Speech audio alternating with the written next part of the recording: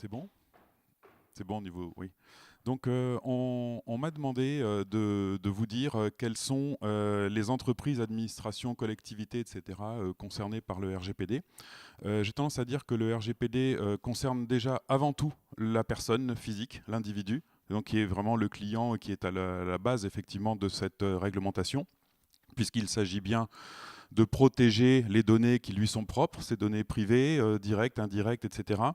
Et donc ça concerne effectivement l'ensemble des entreprises qui vont traiter de la donnée personnelle ou de la donnée à caractère personnel, entreprises, administrations, collectivités locales, une mairie, etc. Ça concerne aussi toutes les associations, ça concerne toutes ces sociétés-là. Il ne faut pas oublier également que ça concerne, c'est un projet qui est européen, et ça concerne effectivement toutes les données privées des ressortissants européen, c'est-à-dire qu'une entreprise située par exemple au Brésil, qui commerce avec la France ou avec l'Allemagne ou avec l'Italie, et qui a ses data centers qui sont basés en Inde, elle est concernée également par le RGPD parce qu'elle est effectivement elle traite de la donnée personnelle ou de la donnée à caractère personnel de ressortissants européens.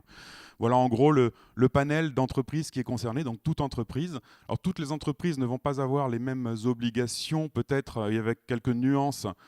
Par exemple, les entreprises de moins de 250 salariés ne sont pas obligatoirement tenues, dans certaines conditions, de désigner un délégué à la protection des données, qui sont des notions qui sont dans le règlement. Voilà. Ensuite, on m'a demandé également de vous dire comment sélectionner ces experts en fait en RGPD.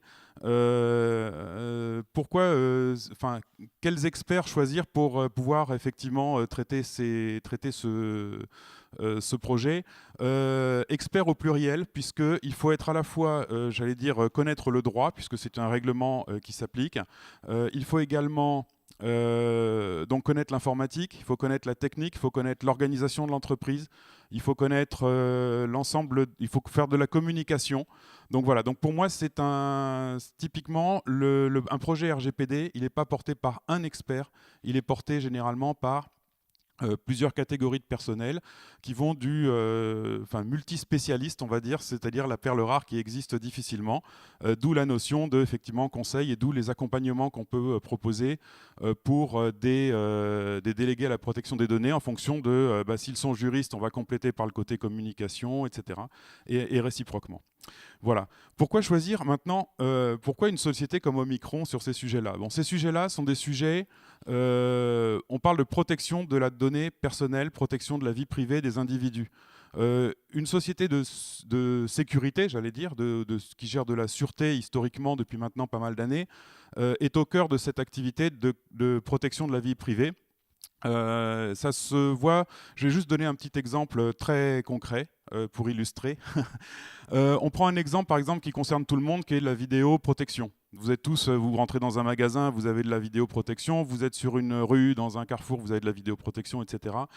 Quand on fait de la vidéoprotection, l'objectif attendu, c'est la sécurité des biens et des personnes, avant tout. Enfin, c'est ce qui est souvent la finalité première qui est indiquée de ce type de traitement, qui est un traitement qui va effectivement, on va vous reconnaître physiquement, on va pouvoir vous identifier en tant que personne.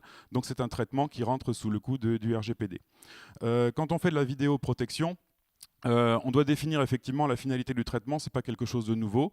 Si ce traitement est détourné, ou s'il n'a pas reçu le consentement, ou s'il n'a pas été indiqué aux salariés, ça peut poser un certain nombre de problèmes. On y reviendra plus tard, effectivement, quand on parlera des sanctions sur ces sujets-là. D'où cette notion qui est, c'est de la sécurité de bout en bout, et d'où sur des sujets comme la vidéoprotection, qui est des sujets de protection de biens et de personnes, on en arrive effectivement à devoir traiter des sujets qui sont des sujets juridiques de protection de données à caractère privé. Voilà.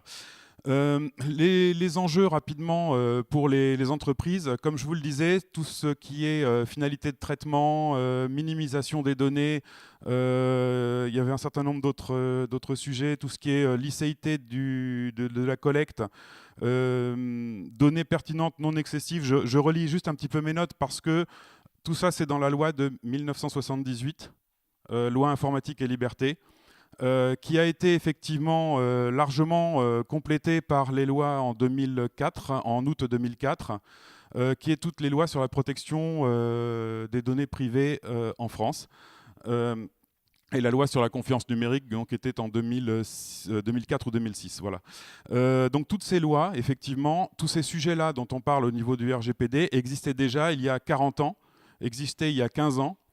Donc pour les entreprises, il n'y a rien de nouveau. La seule chose qui est nouvelle pour les entreprises, c'est que maintenant, on va leur donner la responsabilité de la charge de la preuve, de prouver qu'elles mettent en place les moyens les moyens pour protéger la donnée qui leur est confiée.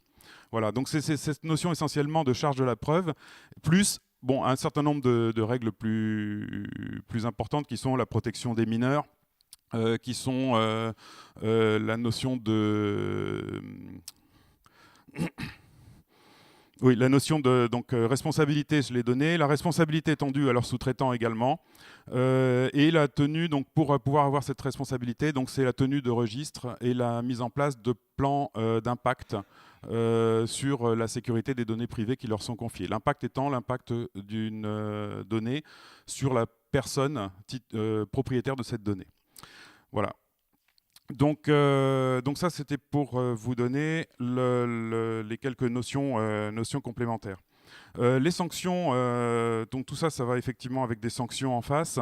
Alors les sanctions, on en parle beaucoup sur le RGPD parce qu'elles font un petit peu peur au niveau du montant. C'est entre 2 et 4% du chiffre d'affaires mondial par infraction constatée ou par manquement, et entre 10 et 20 millions d'euros également de sanctions. Il faut savoir qu'il y a un seuil, puisque dans ce seuil de 2 ou 4% ou 10 ou 20 millions d'euros, ce seuil s'entend pour savoir s'il y a un caractère volontaire ou pas de manquement à ce règlement européen. Voilà, donc je ne vais pas prendre la parole plus longtemps, je voudrais la passer à Noureddine pour qu'on ait chacun le temps d'exprimer le sujet.